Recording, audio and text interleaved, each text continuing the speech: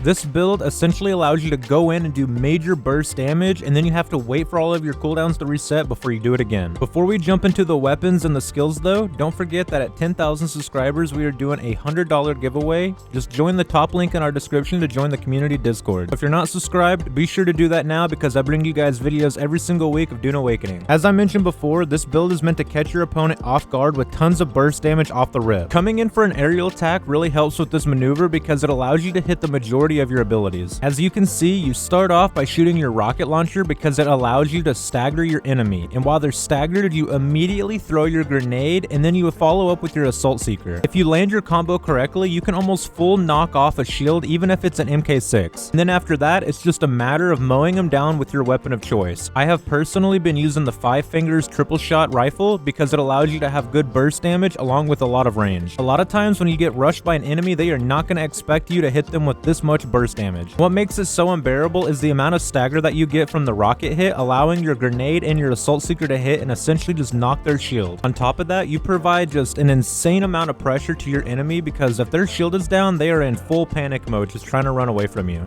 And this is where you have to literally keep on them the whole time. Do not even give them a second to breathe. As soon as you see them go behind duck and cover to heal, that is when you keep pelting them with more rockets, assault seekers, and grenades. Another reason why I like the triple shot rifle is because it applies a poison stack, furthering the amount of panic that they have due to DOT damage. You can obviously change up your skills how you want, but these are what I run and they work good for me. 3 points into range damage passive for that extra 9%. You'll want to level up your center of mass all the way to level 3. I put 1 point into scattergun damage just so I can jump over to heavy weapon damage, and you'll want to put that to level 3 as well for your rocket launcher. From there, I start my tree with anti-gravity field and then go to suspensor dash. Then you got to put 3 points into suspensor efficiency so you can fly for the maximum time. And then from there, you'll definitely want to put your 3 points into death from above so you can have maximum damage while you're flying in from above them. Because like I said, this class is really good if you're coming in top down on someone. I run Sugarwire on everything that I do, so always level 3 this. You'll want to run level 3 Battle Harden because quite literally all of your abilities will benefit from this. Your explosive grenade is another one of your primary abilities, so you'll want this at level 3 as well because this is where your money damage comes from. And not only does it help damage your enemy, but these are really good for also blowing up vehicles. And the same goes with your assault seeker. You want it level 3 because you're going to be throwing these non-stop. Moving over to Mentat, you'll have to unlock the turret to get your tree rolling. And then you'll want to throw 3 points into range damage. From there, I throw 1 point into pistol damage just so I can get to rifle damage. You'll want to throw 3 points into this as well. And again, this is because I use the triple shot when I'm using this class, so if you're using a different class, you'll want to level that up instead. Moving over to Benny, I personally throw 3 points into recovery, throw 1 point into trauma recovery so I can quickly get to self-healing, which I throw 3 points into that. Then you obviously have to have 3 points into vitality because extra health means extra living. Under Swordmaster, I'll throw 1 point into knee charge so I can unlock field medicine.